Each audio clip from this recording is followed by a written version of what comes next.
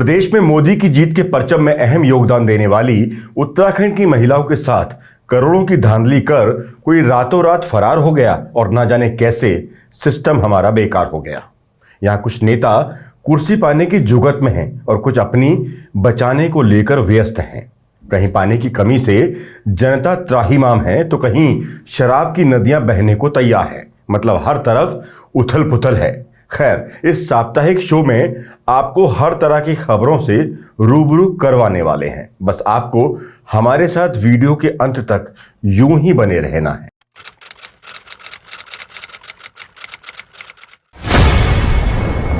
प्रेमचंद्र अग्रवाल के इस्तीफा देने के बाद अब भाजपा में कई मंत्रियों की धड़कनें बढ़ गई हैं। अब सबसे ज्यादा निगाहें इस बात पर लगी हैं कि नेताओं की दिल्ली दौड़ क्या रंग लाएगी।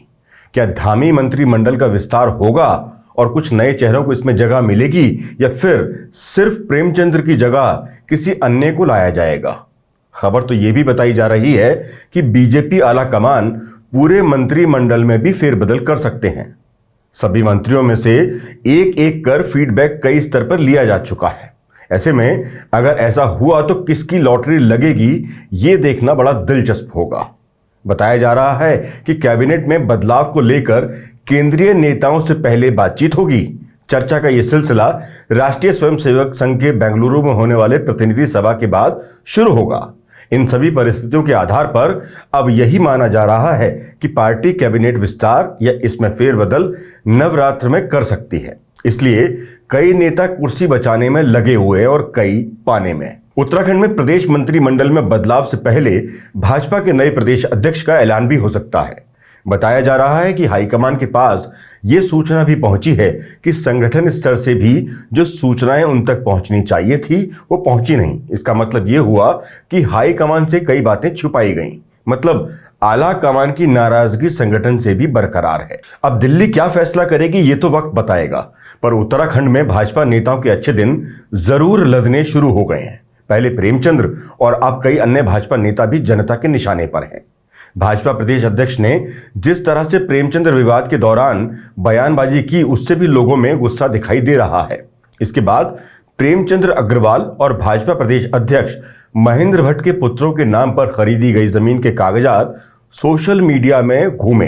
एक जांच रिपोर्ट भी सार्वजनिक हुई जिसमें महेंद्र भट्ट और प्रेमचंद्र अग्रवाल के पुत्रों के बन रहे होटल के लिए बनाए जाने वाली सड़क निर्माण में सरकारी जमीन के कटान की बात भी सामने आई, जिसके बाद महेंद्र भट्ट भी सवालों के घेरे में आ गए।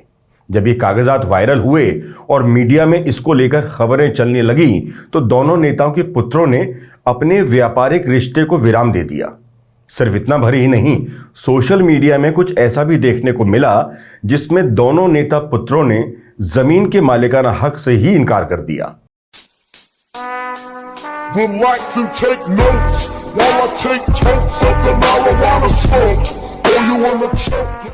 अब वायरल हुई रिपोर्ट सच बोल रही है या नेता पुत्र, ये तो जांच का विषय है, जिसमें गेंद अब सरकार के पाले में है।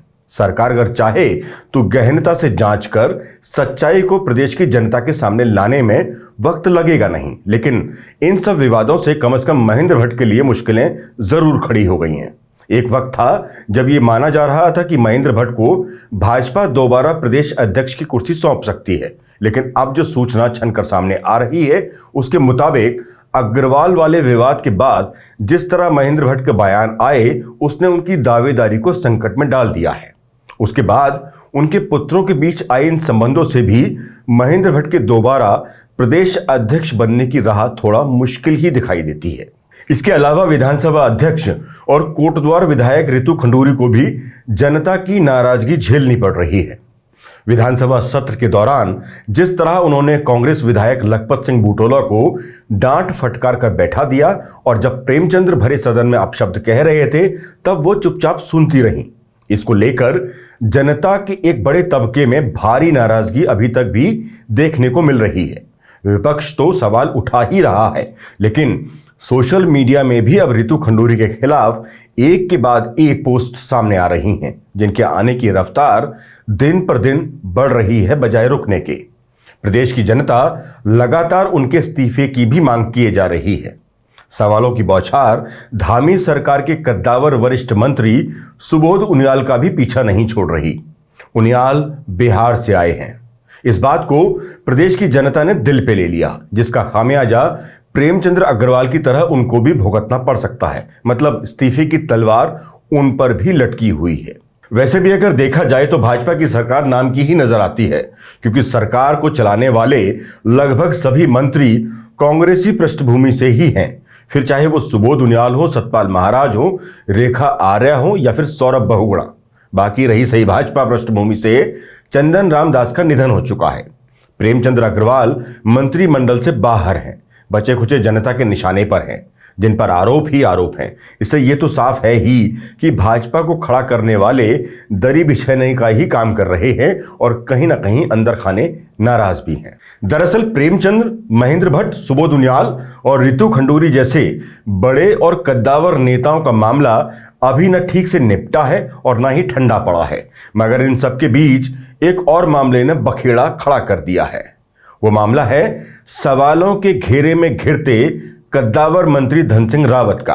और ये सवाल खड़े किए हैं जनता ने और विपक्ष के तेज तर्रार गणेश गोदियाल ने। मामला भी उन्हीं से जुड़ा हुआ है जो भाजपा को जिताने में सबसे अहम भूमिका निभाते आए हैं। यानी इस मामले में ज्यादातर पीड़ित प्रदेश की महिलाएं हैं, जो 2014 से अब तक भाजपा की सफलता में सबसे महत्वपूर्ण रोल अदा करती आई हैं। दरअसल प्रदेश में बड़ी तादाद में महिलाओं से एक साथ करोड़ों रुपए की धोखाधड़ी के बाद प्रदेश के कई जिलों में प्रदर्शन हो रहे हैं, जिसे बिना देर किए गोदियाल ने लपक लिया है और मंत्री धन सिंह रावत के लिए एक नई मुसीबत खड़ी कर दी है। मामला LUCC कोऑपरेटिव सोसाइटी द्वारा पूरे प्रदेश से करोड़ों की ठगी का है। कंपनी ने लोगों को पैसे डबल होने का लालच देकर उनकी बचत पूंजी लूट ली। 21 दिन में पैसा डबल, 21 दिन में पैसा डबल, और रातों रात प्रदेश से फरार हो गए। इस धोखाधड़ी का सबसे बड़ा शिकार इस प्रदेश की महिलाएं ही हुई हैं। प्रदेश के कई जिलों में आवाज उठ भी रही है, मगर आरोप है कि सरकार की तरफ से इस पर कोई ठोस कार्रवाई हुई नहीं है, जिससे महिलाओं में रोष लगातार बढ़ रहा है। ऐसे में कांग्रेस नेता गणेश गोदियाल महिलाओं की आवाज बन सरकार और कोऑपरेटिव मंत्री धन सिंह के खिलाफ लगातार आवाज उठा रहे हैं। हालांकि सहकारिता विभाग ने भी इस पर एक लंबी सी चिट्ठी प्रेषित कर ये अल्टीमेटम दे दिया कि अगर किसी ने सहकारिता का नाम खराब करने की कोशिश की और सोशल मीडिया पर इस मुद्दे को उछाला तो न केवल उन पर कानूनी कार्रवाई की जाएगी, बल्कि मानहानि का दावा भी ठोक दिया जाएगा। इसलिए उनके द्वारा जारी की गई इस चिट्ठी को भी देख लीजिए, नहीं तो क्या पता सहकारिता विभाग की क्रोध की अग्नि कहीं हमको ही भस्म ना कर दे। अब भले हम चिट्ठी देख डर से थर-थर कांपने लगे हैं, लेकिन उनकी इस चिट्ठी का असर शायद कांग्रेस नेता गणेश गोदियाल पर हुआ नहीं। चिट्ठी देख उन्होंने सहकारिता विभाग को 10 दिन का अल्टीमेटम दे कह दिया है कि अगर हिम्मत है तो उनके ऊपर कार्रवाई करके दिखाएं। गणेश गोदियाल ने आरोप लगाया है कि LUCC कंपनी केंद्र से रिजेक्ट की हुई कंपनी है। ऐसे में उत्तराखंड के कोऑपरेटिव विभाग में उसका रजिस्ट्रेशन कैसे हो गया। उन्होंने इस पूरे मामले में धन सिंह रावत की भूमिका की भी जांच करने की बात कही। गणेश गोदियाल यहीं रुक जाते तो भी ठीक था। उन्होंने तो सहकारिता की चिट्ठी के बाद कई अन्य आरोपों का चिट्ठा संबंधित विभाग के मंत्री धन सिंह रावत के ऊपर खोल दिया है। एक भर्ती परीक्षा को लेकर भी सवाल खड़े किए गए हैं, जो कोरोना काल के दौरान हुई। गणेश गोदियाल ने आरोप लगाया कि जिस दौरान कोई भी व्यक्ति घर से बाहर निकल नहीं सकता था, उस दौरान ये परीक्षा दिल्ली में आखिर आयोजित कराई कैसे गई। ऐसे में सवाल उठता है कि उत्तराखंड के युवा कैसे उस परीक्षा में शामिल हुए। सुनिए क्या कहते हैं गणेश गोदियाल। ऐसा नहीं हो सकता इस प्रदेश में कि सहकारिता मंत्री जी के ज्ञान के बिना, उनकी जानकारी के बिना इतना बड़ा कारोबार फल फूल रहा है इस प्रदेश में। गणेश गोदियाल, मैं गणेश गोदियाल अपनी पहचान बताकर खुलेआम सोशल मीडिया में इस बात को कह रहा हूं कि आपका विभाग घोर भ्रष्टाचार में डूबा हुआ है। आप करिए मेरे पे कार्रवाई, क्या कार्रवाई आप कर सकते हैं करिए, मैं आपको प्रमाण दे दूं। मैं आपसे कुछ प्रश्न पूछना चाहता हूं। मैं पूछना चाहता हूं, जब कोविड लगा हुआ था आपके विभाग में नौकरियां कैसे तब भर्ती हुई? मैं पूछना चाहता हूं कि कोविड में जहां स्कूटर निकालने की परमिशन नहीं थी, इतनी बड़ी मात्रा में भर्तियां नोएडा में वो परीक्षा कैसे आयोजित की गई? मंत्री धन सिंह रावत पर गणेश गोदियाल के होते तीखे हमले से मंत्री समर्थकों ने भी सोशल मीडिया पर गोदियाल के खिलाफ मोर्चा खोल दिया है, जिसमें कुछ खबरों का हवाला देकर दावा किया जा रहा है कि LUCC कंपनी का उत्तराखंड कोऑपरेटिव विभाग में कोई रजिस्ट्रेशन नहीं है, इसलिए ये आरोप झूठे हैं और मंत्री धन सिंह रावत की छवि को धूमिल करने का प्रयास किया जा रहा है। मतलब धन सिंह रावत के समर्थकों के निशाने पर सीधे तौर पर गणेश गोदियाल आ चुके हैं। धन सिंह समर्थकों ने गोदियाल को लेकर उनकी एजुकेशन को लेकर भी कई सवाल उठाए हैं। धन सिंह समर्थकों के इस हमले के बाद गोदियाल ने पलटकर और भी तेज और तीखे जवाबी हमले शुरू कर दिए हैं। कई और आरोप जड़ते हुए मुख्यमंत्री पुष्कर सिंह धामी से 10 दिन के अंदर धन सिंह रावत के विभाग की जांच करने का अल्टीमेटम दे कहा है कि जांच अगर नहीं हुई तो वो CM आवास में धरने पर बैठेंगे। वैसे राजनीतिक द्वंद्व के चलते एक दूसरे पर आरोप प्रत्यारोप लगाना और लगना आम बात है, मगर कार्रवाई न होने के आरोप के चलते वो महिलाएं क्रोधित भी हैं और मायूस भी, जिनके पैसे अभी डूब चुके हैं। इसके साथ ही उन महिलाओं का भी रो रो कर बुरा हाल है जो एजेंट्स के तौर पर LUCC में काम कर रही थीं और अपने व्यक्तिगत संबंधों के बेस पर आसपास के लोगों को कंपनी से जोड़ रही थीं। आज के उनके जो हालात हैं उसे हमारे मुंह से न सुन, खुद उनके ही मुंह से उनकी आपबीती सुनी जाए तो ज्यादा बेहतर होगा।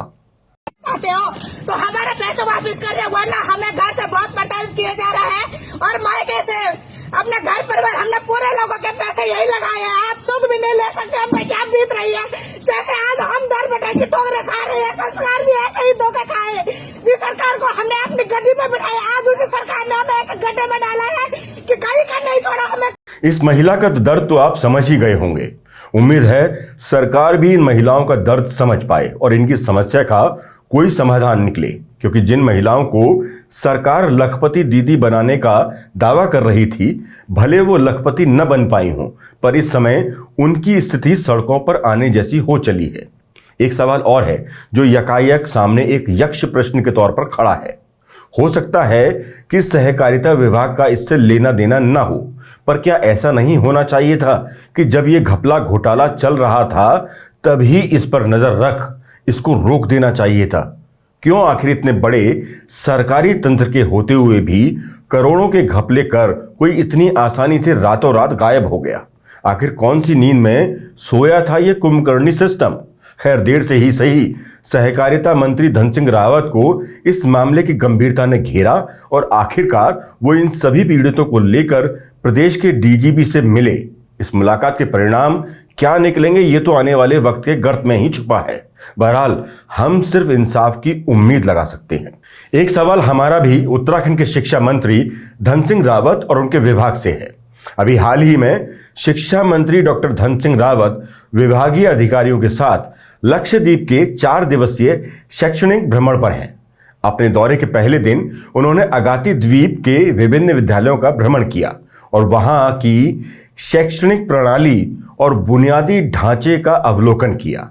उन्होंने कहा कि लक्षद्वीप के शिक्षा मॉडल के कुछ पहलुओं को उत्तराखंड की शिक्षा नीति में शामिल करने पर विचार किया जाएगा। हमारा माननीय शिक्षा मंत्री जी से अनुरोध है कि लक्षद्वीप के शिक्षा मॉडल को बाद में लागू करिए, पहले जरा इस तस्वीर को गौर से देख लीजिए। उत्तराखंड के पिथौरागढ़ स्थित घरूरी गांव के ये बच्चे इस ट्रॉली के जरिए ही स्कूल जाते हैं। गांव में ज्यादातर मिडिल और सीनियर लेवल के छात्र ट्रॉली की सवारी के बाद हर दिन 2 किलोमीटर का सफर भी करते हैं। ये सिर्फ आज या कल की बात नहीं, बल्कि सालों से ऐसे ही चल रहा है। इतना ही नहीं, जब बच्चे स्कूल जाते हैं तो उन्हें सिर्फ एक तरफ से रस्सी खींचनी होती है, दूसरी तरफ एक शिक्षक ड्यूटी पर रहते हैं। अब सोचिए, जिनको पढ़ाना है और पढ़ना है वो ट्रॉली खींच रहे हैं। स्कूल में लैब असिस्टेंट बताते हैं कि हफ्ते में 1 बार ट्रॉली ड्यूटी पर होते हैं। उन्होंने बताया जब बारिश होती है तो वे बच्चों को स्कूल जाने से मना कर देते हैं। 5 छात्रों को नदी पार करने में मदद करने के लिए रस्सी खींचते हुए उन्होंने कहा, मानसून के दौरान ट्रॉली से जाना असुरक्षित है क्योंकि ये इलाका भूस्खलन के लिहाज से काफी अहम माना जाता है। 2013 की बाढ़ के दौरान ये जिला राज्य में सबसे ज्यादा प्रभावित जिलों में से एक था। स्थानीय लोगों का कहना है कि नदी ने घरों के साथ साथ पैदल चलने वालों के लिए बने पुल को भी बहा दिया, जिससे घरूरी गांव पूरे क्षेत्र से कट गया। सरपंच ने कहा कि उनके द्वारा भेजे गए पत्र के जवाब का अभी भी इंतजार बाकी है। तो हमारे शिक्षा मंत्री धन सिंह से अनुरोध है, बाहर की शिक्षा की कुछ खूबियां यहां लाने से पहले जरा इन छात्रों की समस्या पर भी अपनी सरकार से गौर करने को कह दें तो आपकी बड़ी वाली कृपा होगी। चिंता तो मंत्री जी को इस बात की भी करनी चाहिए कि प्रदेश के 23 माध्यमिक विद्यालय छात्र संख्या शून्य होने एवं विद्यालय विलय किए जाने से बंद कर दिए गए हैं। वहीं 3000 प्राथमिक विद्यालय बंदी की कगार पर हैं, जिनमें छात्र छात्राओं की संख्या 10 या फिर इससे भी कम रह गई है। यह हाल तब है जबकि विभाग का 10,000 करोड़ से अधिक का बजट है। सरकारी विद्यालयों में छात्रों की घटती संख्या का अंदाजा इस बात से लगाया जा सकता है कि राज्य में मात्र 11 इंटर कॉलेज हैं, जिनमें छात्र संख्या 1000 से अधिक है, जबकि छात्र संख्या 500 से कम वाले 1108 इंटर कॉलेज हैं। सोचना तो उनके विभाग को यह भी चाहिए कि इतना बड़ा बजट होने के बावजूद भी सरकारी स्कूलों की तरफ बच्चे आखिर पहुंच क्यों नहीं पा रहे। धन सिंह रावत को चिंता इस बात की भी करनी चाहिए कि उनके विभाग में चल क्या रहा है। वीर माधो सिंह भंडारी उत्तराखंड तकनीकी विश्वविद्यालय में सॉफ्टवेयर विकास के नाम पर करोड़ों रुपए के घोटाले का खुलासा हुआ। भाजपा की दूसरी लाइन में खड़े नेता भी जनता के निशाने पर हैं। विधायकों को दौड़ाया जा रहा है। अभी हाल ही में एक वीडियो सामने आया जिसमें कर्णप्रयाग से भाजपा विधायक अनिल नौटियाल को भारी विरोध का सामना करना पड़ा, जहां लोगों ने सड़क पर लेटकर उनके वाहन को आगे बढ़ने से रोक दिया, मतलब जाने नहीं दिया। लोगों में गुस्सा इस बात को लेकर था कि विधायक जी ने चुनाव के बाद एक सड़क की मरम्मत कराने की बात कही थी, लेकिन कई साल बीत जाने के बाद भी सड़क को ठीक किया नहीं जा सका, जिसके बाद स्थानीय लोगों में भारी गुस्सा विधायक के प्रति देखने को मिल रहा है। ये तो भाजपा के अंदर मचे घमासान और नेताओं के सामने खड़ी मुसीबत है, लेकिन अब भाजपा और कांग्रेस दोनों के लिए एक और बड़ी मुसीबत आने वाले समय में उनका इंतजार कर रही है। हालांकि इसमें नुकसान किसको ज्यादा होगा ये आकलन करने का विषय है। हम बात कर रहे हैं उत्तराखंड में खड़े हुए तीसरे मोर्चे की, यानी विभिन्न आंदोलनों से निकले युवाओं का उत्तराखंड स्वाभिमान मोर्चा, जो अब उत्तराखंड में भाजपा और कांग्रेस के विकल्प के रूप में खुद को खड़ा कर रहा है। आने वाले दिनों में राजनीति में इसकी धमक कितनी होगी ये तो वक्त के गर्त में छिपा हुआ है, लेकिन ये भी सच है जिस तरह से पूर्व में कुछ चीजें हुई हैं, चाहे वो केदारनाथ उपचुनाव हो या तीसरे विकल्प की अगुवाई करने वाले बॉबी पवार के टिहरी लोकसभा चुनाव हो या फिर उसके बाद निकाय चुनाव रहे हों, सभी में बॉबी पवार और उनके गुट का प्रदर्शन अच्छा रहा है। भू कानून की लड़ाई लड़ने वाला संगठन भी तीसरे मोर्चे के साथ है। लगातार मोर्चे से जुड़ने वालों की संख्या बढ़ रही है। स्वाभिमान मोर्चा लगातार प्रदेश भ्रमण कर गोष्ठियां आयोजित कर रहा है, लोगों तक अपनी बात पहुंचा रहा है। 2027 में स्वाभिमान मोर्चे की सफलता इस बात पर भी निर्भर करेगी कि वो कितनी सीट पर चुनाव लड़ेगा। 27 में कोई बहुत बड़ा परिवर्तन ये तीसरा मोर्चा कर दे, इसकी संभावनाएं फिलहाल थोड़ा कम ही हैं, लेकिन इतना जरूर है कि अगर नजदीकी मुकाबला भाजपा और कांग्रेस के बीच हुआ तो कुछ सीट जीतकर तीसरा मोर्चा किंग मेकर की भूमिका में जरूर दिखाई दे सकता है। बॉबी पवार का ये नया मोर्चा अगर उक्रांत, वाम दल समेत अन्य क्षेत्रीय ताकतों के साथ मिलकर चुनावी समर में कूदता है और कुछ सीटों पर विपक्षी दल कांग्रेस से भी रणनीतिक चुनावी गठजोड़ करता है तो भाजपा के लिए परेशानी खड़ी हो सकती है। वैसे कई लोग आकलन कर रहे हैं कि इस तीसरे मोर्चे से सबसे ज्यादा नुकसान कांग्रेस को ही होगा, जबकि आंकड़े इसके विपरीत हैं। केदारनाथ उपचुनाव में तीसरे मोर्चे से जुड़े त्रिभुवन चौहान जब 9000 से अधिक वोट ले गए और कांग्रेस चुनाव हार गई, तब ये बातें उठी कि त्रिभुवन को मिले वोट से कांग्रेस की हार हुई, जबकि कांग्रेस तो इस चुनाव में पहले की अपेक्षा बहुत अधिक संख्या में वोट ले गई थी। गौर करने वाली बात यह भी है कि इससे पहले के हर चुनाव में कांग्रेस केदारनाथ सीट पर 13,000 वोट के आसपास ही लाती रही है। इसके अलावा केदारनाथ विधानसभा हर चुनाव में निर्दलीय को वोट देती आई है। कांग्रेस के मनोज रावत जब जीते तब भी कांग्रेस 13,000 के आसपास ही वोट ला पाई थी, जबकि निर्दलीय प्रत्याशी को भी 12,000 के करीब वोट मिले थे।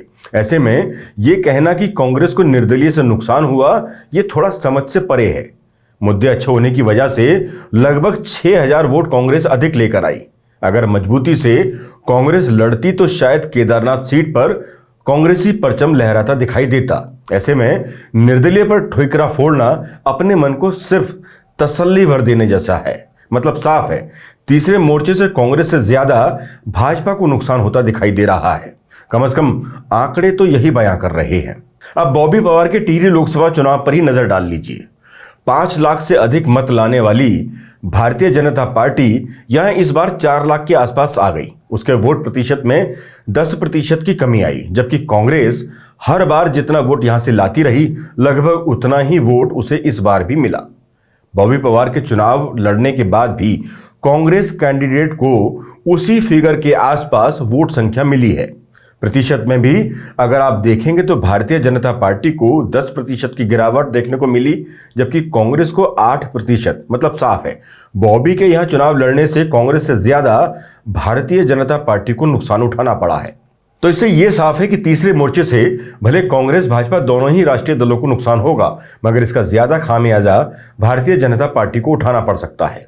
चूंकि तीसरा विकल्प हमेशा से ही सत्ता की नीतियों के खिलाफ खड़ा हो अपने वजूद को मजबूत करता है, तो भाजपा से गठबंधन हो जाए उसकी संभावना ना के बराबर है। लिहाजा यहां भाजपा नहीं बल्कि जरूरत पड़ने पर बॉबी एंड टीम मोर्चा कांग्रेस के साथ खड़ी हो जाए तो कोई आश्चर्य नहीं होगा। ऐसे में दोनों मिलकर भाजपा को सत्ता से दूर करने का आसान रास्ता चुन सकते हैं। खैर, राजनीति से थोड़ा अपराध और कानून व्यवस्था की ओर रुख कर लेते हैं, जहां भाजपा के सामने लगातार कुछ चुनौतियां आकर उन्हें घेरती दिखाई दे रही हैं, जिसका सिलसिला पिछले कुछ समय से लगातार देखने को मिल रहा है। उनके ही कई नेता लगातार छेड़छाड़ और अन्य मामलों में प्रदेश की सुर्खियां बनते आ रहे हैं। अभी कुछ दिन पहले ही रुद्रपुर में एक भाजपा पार्षद पर एक महिला और किशोरी से छेड़छाड़ के आरोप लगे हैं। इसके अलावा भी कानून व्यवस्था को धता बताते हुए हरिद्वार में खनन माफिया की दबंगई का वीडियो सोशल मीडिया में वायरल हो रहा है। वीडियो में दिख रहा है कि वो किस तरह से BHEL के सिक्योरिटी गार्ड को ट्रैक्टर ट्रॉली से रौंदते हुए निकल रहा है। एक अन्य घटना में रुड़की के थिथोला गांव में बवाल के दौरान एक पक्ष के लोग खुले आम हाथों में धारदार हथियार लेकर लहराते हुए घूमते दिखाई दे रहे हैं। ये कुछ घटनाएं बता रही हैं कि प्रदेश में कानून व्यवस्था का कितना खौफ बचा हुआ है। सिर्फ टांग पर गोली चला अपनी बहादुरी की किस्सागोई करने वाली मित्र पुलिस न जाने कब जागेगी, जिसका इंतजार सबको है। खैर, अपराधियों के बड़े हुए हौसले बता रहे हैं कि सिस्टम किस तरह से नाकाम दिखाई दे रहा है। वैसे पुलिस सिस्टम के अलावा भी सिस्टम कोई तीर नहीं चला पा रहा। इसका एक और नमूना देख लीजिए। पिथौरागढ़ के बैरीनाग तहसील मुख्यालय से 8 किलोमीटर दूर उडियारी बैंड कस्बा पिछले 1 दशक से पानी की समस्या से जूझ रहा है। क्षेत्र के लोग प्रशासन से लगातार पानी की सुविधा देने की मांग कर रहे हैं। शासन प्रशासन ग्रामीणों की पानी की समस्या तो दूर कर नहीं पाया, लेकिन शराब की दुकान खोलने की तैयारी शुरू कर दी गई है। इससे नाराज क्षेत्र की महिलाओं ने शासन प्रशासन को चेतावनी देते हुए एक बड़े आंदोलन की धमकी दी है। क्षेत्र की महिलाओं ने बताया कि पानी की समस्या को लेकर 2 साल पहले ग्रामीणों ने धरना प्रदर्शन कर चक्का जाम किया था, जिस पर प्रशासन ने महिलाओं सहित 5 दर्जन ग्रामीणों पर विभिन्न धाराओं में मुकदमा दर्ज किया था, लेकिन उसके बाद भी पानी नसीब नहीं हुआ। बावजूद इसके प्रशासन 2 साल बाद भी क्षेत्र में पानी की समस्या दूर कर नहीं पाया, लेकिन क्षेत्र में शराब की दुकान खोलने का प्रशासन ने फरमान जारी कर दिया, जिससे एक बार फिर महिलाओं सहित ग्रामीणों में आक्रोश बढ़ गया है। मतलब पानी मिले न मिले, दारू जरूर मिलती रहनी चाहिए। यह नेता ये उम्मीद पाले हैं कि कुर्सी बच जाए, कोई ये उम्मीद ले बैठे हैं कि मिल जाए, और कुछ ऐसे भी हैं जो जीवन भर की कमाई, दौलत, शोहरत सब गंवा बैठे हैं, सड़कों की खाक में मिलने वाले हैं। पर फिर भी एक उम्मीद गाये बगाए दिखने लगती है कि चलो हो सकता है अब कुछ होगा। नामुराद उम्मीद फिर से जाग जाती है, राजनेताओं से भी और सिस्टम से भी, पर हर बार ही उम्मीद आईने की तरह साफ हो जाती है। सोचा तो जरूर होगा इस राज्य की नींव रखते समय यहां के बाशिंदों ने कि चलो देर से ही सही अब अपने दिन भी बहुरेंगे, मगर हाय री राजनीति, न तू सुधरी न तेरा ये सिस्टम। जय हिंद, जय उत्तराखंड।